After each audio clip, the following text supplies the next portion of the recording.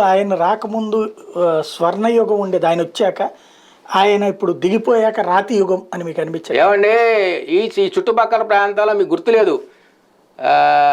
అప్పుడు హైదరాబాద్ అని చెప్పి ఇక్కడి నుంచి మొత్తం డబ్బులు తీసుకెళ్ళి ఇక్కడ డెవలప్మెంట్ లేకుండా తీసుకెళ్ళి హైదరాబాద్లో ఉమ్మరిచ్చాడు.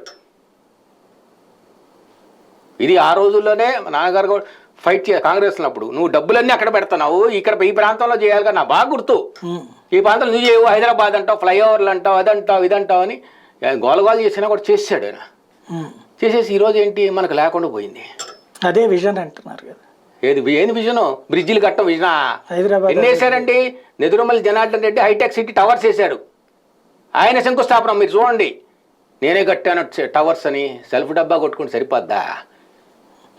అంటే అసలు హైదరాబాద్ లాగా ఇక్కడ అమరావతి సృష్టిద్దాం అనుకున్నారు. ఎక్కడి నుంచి వస్తుందండి? మంచి కూరగాయలు పండించే పొలాలండి, అరటి పండ్లు, కూరగాయలు, తోటలు ఈరోజు బీడైపోయినాయి.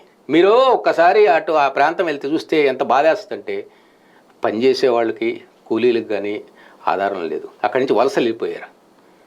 ఇంతకుముందు ఆ ప్రాంతంలో ఉండేవాళ్ళు ఉంటారుగా, ఓ ఎకరం అరెకరం వాళ్ళు అసలు అమ్ముకొని పోయారు. అక్కడ క్లియర్గా మంచి ఫర్టైల్ ల్యాండ్, అది యూజ్ చేసుకోవాలి. యూజ్ చేసుకోకుండా ఈరోజు బీడీ ఉంది. దాన్ని మొత్తం బీడి వేశారు.